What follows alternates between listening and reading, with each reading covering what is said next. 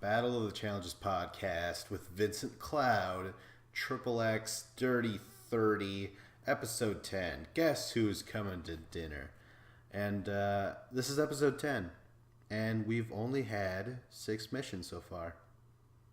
Those are daily challenges, and we're not even gonna have a mission this episode either. It's gonna be another redemption, where the people that should not be in this game at all anymore because they lost, they get to fight each other to get back into the house. The first time this happened, it was exciting, but then when you really stood back and thought about it afterwards, you're like, what? This sucks, you know? This is... I think originally the Redemption House is fine as long as it happens where the winner gets back into the game just in time for the final. Right at the final, actually. That is the ultimate, like, what the fuck is going on? That's the ultimate twist. Blow your mind, dirty move, or whatever, you know what I mean? But that's not the case for this time. So we're going to have a redemption. And, I said this was XXX Dirty 30. That's the season's name. But really, it should be Best of the Worst. I've mentioned this before, and honestly, it's like, this whole season is just like, hey, let's pay attention to the dirtier players, but B, the actual A of this equation, of this thing, is that it's like, it's allowing the worst players to make the most coolest moves of the show. Like, I can't get over it. And also, the editing of the show is so focused on the drama, the complete drunken bullshit, people ruining each other's lives, people drinking far too much than they should, and just ruining at least their public life. There's a lot of damage control that you got to do PR wise on this thing, because drinking is encouraged, being an asshole is encouraged, being a huge bitch is encouraged. It's crazy. But, so I guess what I'm saying is this season really isn't for me. At first I really fucking loved it. And now I'm just like, God, really this isn't my style. I've been on board for the most part because I just kind of like how things are playing out. So I think the best way to do this is just start off positive, and then we'll wean ourselves off of the joy. So I present to you Vincent's best to the worst list. Let's start off with the best. Hunter out-eats Corey. And no, it's not pussy. Because some people are like, what? There's no, Corey's always getting laid. All right, we'll just say that. It's a joke. It's a dirty joke, but I had to make it. Hunter out-eats Corey. It's not that. It's not the dirty thing. It's way dirtier, but not in a sexy way. Giant water rat. Cockcomb skewers, which is basically looks like rooster heads. Slimy pig nose, which is like, just imagine like some sort of Goosebump books cover of what a slimy pig nose would be. Just like hacked off. It's just pig nose, and it's a slimy nose. Slimy pig nose. There's green slime oozing out of its nostrils. It's one of the most bizarre things I've ever seen, and I'm not trying to be insensitive. I understand culture clash. I fucking understand it. But so I guess this really got to me. I'm like, man, that looks like produced, is it really served that way, where like that green stuff, whatever it was, is sliming out of the nostrils like that? That is the culture? That is how you eat that in Colombia? If so, okay, fine. It's a little, it took me aback at first, but yeah, maybe I'll get used to it. I doubt it though. Next is chicken intestine smoothie. Now, chicken intestine.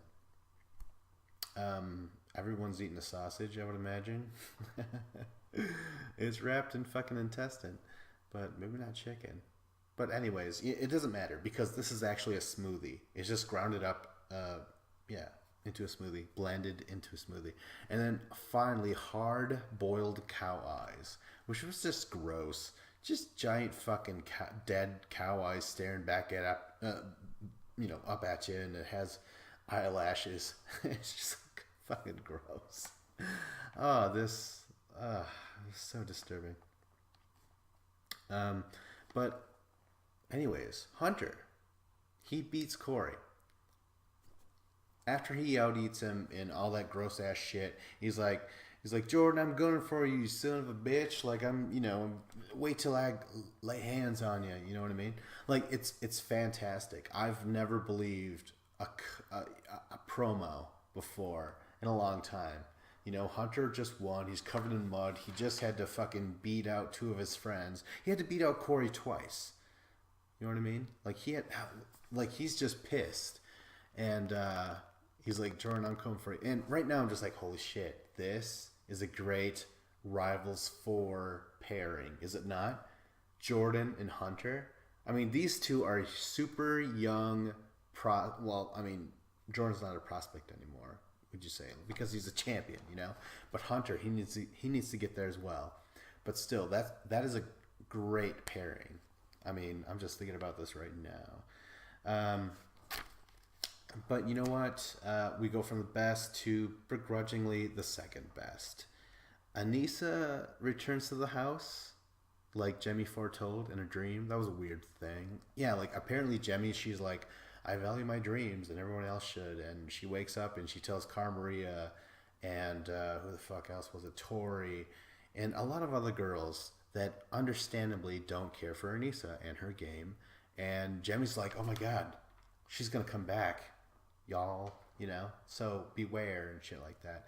And it's fucking weird because she's like, and I knew that if I wouldn't tell you guys that I would get haunted again the next night in my dream by Anissa. I'm like, don't give her that much power, please. This is the challenge. Like, Jemmy, if you really are clairvoyant or whatever you want to call it, I mean, Anissa's really that influential? Is she really that present to you guys? I mean, for me, it's like, okay, Anissa's good in elimination, but that's about it. Throw her in every time. If you have to go against her, you could probably take her out yourself as well, So it's just so fucking weird. Anyways, Anissa out eats Nicole and Marie, especially Marie, because Marie basically underate. She cried. She started to yak just at the mere idea of having to out eat anyone eating that shit. And this was horrible shit, by the way. But Nicole, she gives it her all. She fucking, she's willing to take the gloves off and shit and just really go at it and take off the eyelashes. That was a funny part. I think it was like $300 eyelashes that she took off mid redemption challenge, and she was telling the producers like, can you please save these? These are very expensive. It was so fucking bizarre. But in the end, I mean, hey, Nicole gave it her all, but Anissa out-ate her. I think it's because Anissa got that green diamond. There's like this green jewel, this random gem that once you eat something, you run up the hill, dive into mud, and grab a random ball. And if it's a piece of brick, it means just eat another dish. But if it's a green gem, that means you can skip whatever dish you want. I don't like randomness and luck in my challenges whatsoever. So I'm just kind of annoyed by that. But yeah, Anissa in the end gets a gem and she out-eats Nicole. Nicole was in the lead for the longest time. And you know what? Good for you, Nicole. Like, you really did put a lot in your effort. Like, you really did. In the end, though, I say begrudgingly, this is the second best thing to happen in this episode because Anissa overall is a bigger threat, a little bit more entertaining dramatically, I suppose. I mean, if Nicole got back, who really cares? No one's really viewed her as an enemy or anything. She's just kind of Nicole. They might just consider her as cannon fodder. And the same with Marie. Like, Marie is no threat at all. Like, Tori got rid of her in like 8 seconds, something like that. It might have been the exact same length as a rodeo bull ride. starring Luke Perry. That was a movie once. 8 seconds, for the record. Anyways, Anissa's back in the house. And yeah, when she gets back, she's like, oh, I should have brought my pitchfork or something like that. Because she's talking to Kara and Tori and all these women that don't like her and said that she was the devil. Nicole spilled the beans and said, like, yeah, all the women, they were talking about how you're the devil and shit. And Anissa is fine embracing that role. It does not matter to her at all. But let's get to the worst part. Corey is eliminated by Hunter. And it sucks because they were friends. And sure, Corey's not the most powerful or the biggest threat overall between the two. But he's entertaining, you know? Like, he's getting the girls. That's the entertainment, I suppose. I mean, you know, and he does want to take on the veterans. Why is that a bad thing? You know, like, do people want all the newbies to just, like, get in line and work with Bananas to get him to the end and say, like, oh, darn it, I thought I would have beat Bananas. Oh, well, maybe next season he'll give me a better chance. No. I've said this before. Bananas is part of the challenge. He has won 6 times. How many finals has he gotten into? I think he's gotten into 8 finals and he's won 6 of them. You know? That is a huge percentage. Huge percentage. And you really have to go after him and shoot at him, try and knock him down. And, you know, not only will that probably make you a better chance at winning, but you'll fucking stand out, like, compared to everyone else who just seems to work with him and just kind of push him towards the end a little bit further, you know? This is CT included, the veteran, who Bananas and CT have had a rivalry, but now they're just kind of like working together because it's just like, hey, this is what you do. These young bucks, they're doing it. They're putting it in. You know what I mean? But yeah, Corey's not. It sucks. I like him, and I'm sure he'll be back. I mean, he's a natural in this fucking game. And let's get to the worst of the worst, which is nothing to do with this redemption.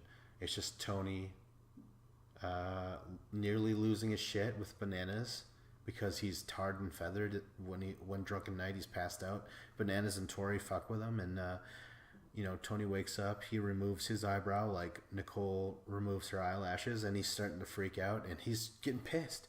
He's getting pissed at Bananas, and rightfully so. I would get annoyed with him too. I'm like, dude, enough's enough, you know? But nothing happens. You know, he's like, oh man, that was dumb. I shouldn't, you know, lash out at you, Bananas. Bananas like, yeah, man, dude, it's fine, man. It's just, we're just having fun or whatever. But I've said this before. Bananas has fucked around with Tony before and has gotten him kicked out. And it's complete bullshit that Tony just kind of laughs it off with Bananas. You know, Bananas definitely has some sort of power over Tony. Tony respects Bananas' game perhaps a little too much. You know, he's not coming off great right now. And on top of that, later on, Tony lies to his baby mama.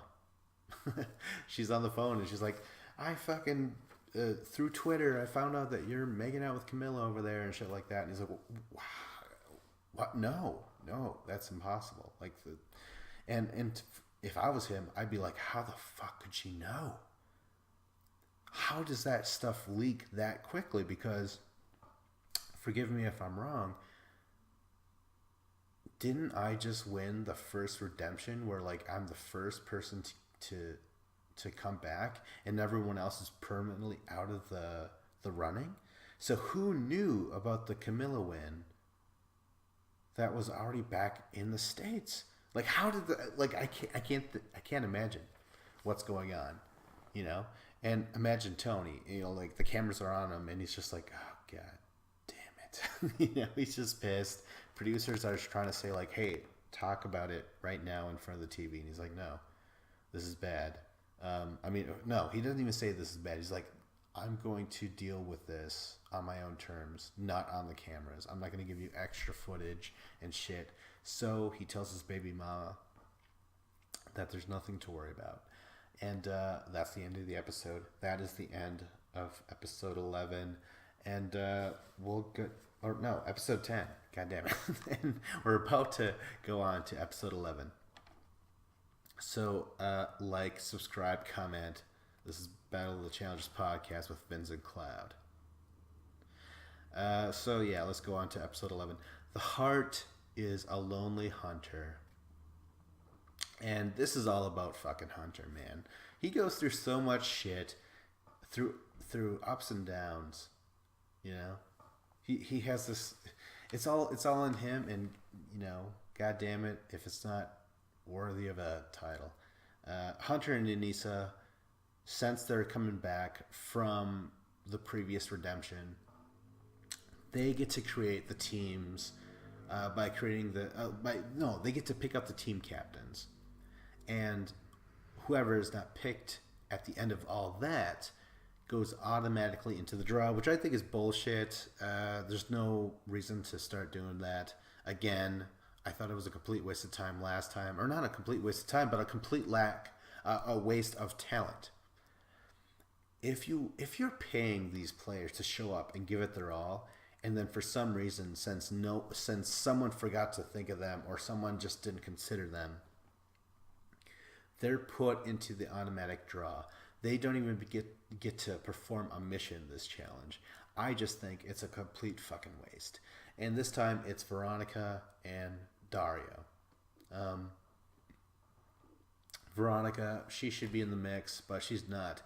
I kind of think that Anissa really did kind of screw over Veronica, even if she said, and I didn't even mean to. You know what I mean? And then Dario, I think that he was left out on purpose. Hunter, everyone is just like, listen, Dario, you're playing the middle. We all know that. And we should all know that eventually when some side is winning, you're going to be thrown in as well before any of the winning team is, thrown in. So, automatically in the draw. Ooh. So this is Hunter's second team making time. This is his time to shine. He gets to make the team making thing. He chooses the team captains. He makes Nelson a team captain, and I think Anissa makes Brittany a team captain. Which again, why not give Veronica the chance to be a team captain and choose a team and build and be safe? This is totally on purpose. Why did Anissa choose Brittany of all people? I think it's complete bullshit. The more I think about this, Veronica, be mad at Anissa, please. So yeah, this is Hunter's second time being a team maker person, but this time he's smart about it. Holy shit, is he smart? He builds himself a nice solid team, and this is very important this time because we're only going to have one winning team of 4. All other teams are going to be in the draw. It's crazy. You're just like, what the fuck? What's going on? So this is going to be Saved by the Bell. That's the mission of the day. 5 giant, I don't know what you want to call it, pillars, slight pyramids of cushion and whatever. You got to jump on there. You're high above the fucking water, way fucking high, and you gotta get across. And let's start with the MVP of this team. Fucking, what was it? Oh, it was Nelson's team. It's Leroy. Leroy's the only guy to get across. Nelson falls, Cara Maria falls, Jemmy falls. Leroy, despite him being terrified of heights and terrified of having to swim in that water because he's not the best at it, but he gets through it. He fucking digs down deep and he's able to finish it. And it was a great return to my appreciation of Leroy, my love of Leroy. I just said love. I don't mean love, but good for him. You know what I mean? Like, I definitely like that. It was, again, MVP. I'm just saying, MVP on this next team, it was Team Brittany. Yeah, Team Brittany. Apparently Anissa's best friend. The MVP is Jordan. He's the only guy to get across. Tori falls. It sucks. Tori, I'm rooting for you, but god damn it, you gotta... good luck. Good luck next time, I guess. Tony, he falls, and god damn it, Dario called it. He's like, Tony's a klutz, you know. Sure, he's like 7 foot tall, but like, he is not good in these games. Cara Maria said it before too, and sure enough, Tony, he falls. Brittany, she falls. It's really way too bad. But Jordan, he is in his element, and he's able to leap across these things. And the best part of it is, the other reason why he's MVP is because he tricks Camilla and says like, "Hey Camilla, I'm gonna help you across. You know, like what choice do I have?" And he even tells CT and Hunter that, I think, something like that. But Camilla goes and jumps, and Jordan does not catch her, and Camilla falls into the water. And it was, oh my god, it was great, because this is the Dirty 30. This is what the show should be about: an organic, dirty player doing some dirty shit to win. It was wonderful. So yeah, Jordan gets across. It was great. Then next would have to be Derek and Jenna. MVP, both. Jenna being the only woman, by the way, to finish this entire thing. Bananas falls. Derek's great quote was like, "Dude, did you seriously fall?" Like, it was just the delivery, just the like, what, he was just like so like annoyed. He's like, "Dude, are you serious?" Like he was so caught off guard. But Derek, who's been out of the game for a long fucking time, he's been out since Cutthroat. You know what I mean? That's a long fucking time ago. He comes back. He doesn't fall. Bananas went ahead of the rest of the team, right? He falls all by himself. Derek is trying to help Anissa and Jenna across. Eventually, Anissa, she leaps. Derek tries to grab her and hold her up, and he screams like, "Ah!" Tries to lift her up. He can't. She's a whole lot of woman, and she falls into the water. So now it's just Derek and Jenna. They get across. Oh my god, there's like a couple times where Jenna jumps. Derek catches her in midair and like screams, just like, "Ah!" Just summoning all the strength in the world to hold Jenna until Jenna's able to get a grip, get back onto the bell with him. They cross, and it's fucking fantastic. Just Derek is one of those legends of the challenge. I'm so glad that he's back. It's great. And then finally, we have CT and Hunter. CT just fucking being the beast that he is. Hunter picks a great team. He's able to work with them. He's able to do the same shit. As CT says, Hunter, he's a young buck. He's got a chip on his shoulder and shit like that, Kayla is up there. She falls. Camilla falls. Oh, but that's because Jordan tricked her, which was, it's almost worth it. It was fucking awesome. But overall, though, they do win, Camilla still wins. In fact, this is their 5th win, and I think this is their 3rd win streak overall. She's on a 3-win streak. That's awesome. Kayla, this is their 2nd win overall. Hunter, this is his 3rd win, and CT, this is his, I believe, this is his 5th win, and I think this might be a 5-win streak. I think it might be, 5 in a row. Holy shit. Wouldn't it be great if I was totally wrong? But you know what? The rest of the episode is dedicated to just a bunch of Hunter shit. And by that I mean not, fucking dough piss to attract bucks. I'm making a deer hunting joke. I'm from Wisconsin after all. But no, Hunter shit is he gets broken up by his girlfriend on the phone. He cries. He's like, "God damn it, you broke my heart, you goddamn bitch." Well, he doesn't say goddamn bitch, but he's like, "Listen, I need you, I need you here. You're my rock," and shit like that. But she breaks it up over the phone. What's worse is that all the fucking women are like just leaning over the house, just listening to his whole conversation. I'm like, well, first of all, why is that allowed anyways? Shouldn't anyone dealing with anything have some privacy? What the fuck? Like it was so stupid that all those women were there just overlooking the whole entire scene, you know? Because Nelson comes up, he's like, "Hey man, like that is messed up, you know, and you deserve better than that, and stay in the game, and you know you have a real good shot at winning this now because we're here together and shit like that, you know." Good old Nelson is his friend, helping his friend in need and shit like that. But other Hunter shit is fucking where he's just anti Kayla. They're going against each other. Kayla's anti Hunter. She hates his voice, and he says that he just can't have a conversation with her with any depth. You know, we could talk about like, is it hot? Yes, it is hot. But anything deeper than that, they're just not on the same page. Kayla, on the other hand, says that he liked her before they got to Invasion of the Champions, and she basically turned him down and slept with his friend Corey instead.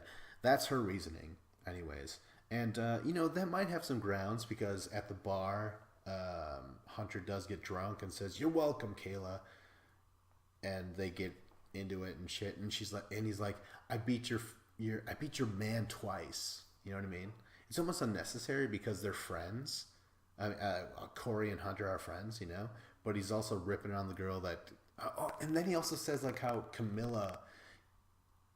he chose Camilla over you or something like that. I don't know. It was kind of out of nowhere. I only watched the episode once, but everyone was like, "Oh shit," and stuff like that. And Kayla's like, "Oh, whatever." You know what I mean? But I guess that had some fucking grounds too as being real. I don't know. But god damn it, more Hunter shit. The last of it, the worst of it is his friend Nelson. You know what? They get back from the bar. They're all drunk, and Hunter's like, "You know what? I want to get the vets. I want to go after them." You know what I mean? That's what they've been saying this entire fucking time, right? And Nelson's like, "Yeah, man, I also want to go after him and shit." And Derek just happens to be outside of that room, that bedroom of theirs. He's like, "Oh yeah, well, who's that?" And Derek, you already fucking know. I can't believe he's actually playing into this role where the other veterans are like, "Oh yeah, well say the name." You know what I mean? But he does, and Nelson just like he fucking he walks out there, gets into his face, is like, "It's whoever it is I want it to be. It's you. It's whatever." You know what I mean? And it just goes completely over the top. It just everything goes wrong. Everything goes awry. Nelson hits Derek. Really, like the way it's shown, I want it to be shown in real life and not edited. I mean, real time or whatever. But it really doesn't look like a hit. It looks more like a shove to the face. But I guess that's a punch nowadays. And Nelson is gone. And it's nuts because now I got to say goodbye to both Corey, who I like, and Nelson, who I really like. Nelson was like the number one contender, you know, for me anyways. I was always just like, you know what, despite all this shit that I feel about the veterans, in terms of new guys, in terms of new people that I want to see crowned, who I want to see get the new title, it's Nelson. And now he's out.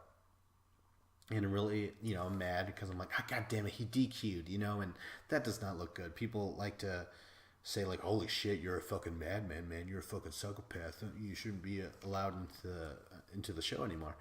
But I'm like, holy shit, you know what? Nelson's so amazing. Maybe he's like, you know what? I want to be on Rivals 4, motherfucker. Me and Derek, Rivals 4. Can you imagine that shit? Because it's going to be him and Derek. Who else would it be? Wes and Bananas, obviously. You know what I mean? Rivals 4 is going to go back to that same, like, guy and guy versus guy and guy and girl versus girl and girl. That's going to be nuts. So, yeah, good for you, Nelson. But at the same time, a lot of Derek fans, a lot of just people in the house were like, what the fuck? Get him the fuck out of here. And he's not there. So when it comes to voting in the person into the elimination, they don't know who to do it to, because originally they were all going to vote in Nelson, and now Nelson's just out of the game. He has no fucking chance. So now they're like, who are we going to vote in? And I'll just say, you know what? I think it's probably going to be Jordan, because Hunter has not liked Jordan the whole time, and everyone else is like, yeah, Jordan's been sort of an asshole in this house and shit like that. So I think it's going to be Jordan. If some for some reason if things go shitty, it's gonna be Dario. But hey, you know what? It's not it's not known. It's gonna be to be continued. And really, this show, it should be a binge. It should be binged. You know, it should be on Netflix. The way this whole season is edited, it should be just one giant season, just uploaded at the at once. You know, and but it's not. You know, MTV just happens to have a show that should be binge watched in one big chunk, but they're like, oh, we're forced to release this weekly. You know what I mean? Maybe if there was like an MTV app where like you got all the challenges, maybe then, and you had to pay for it. Maybe I don't know. You don't have to pay for it, but then they would upload all the seasons and shit, and they could upload a season in one big chunk. You know, and oh god, that'd be great. Because really, that's how this shit plays out. You know. But enough's enough. Yeah, like, subscribe, comment. This was Battle of the Challenges podcast with Vincent Cloud.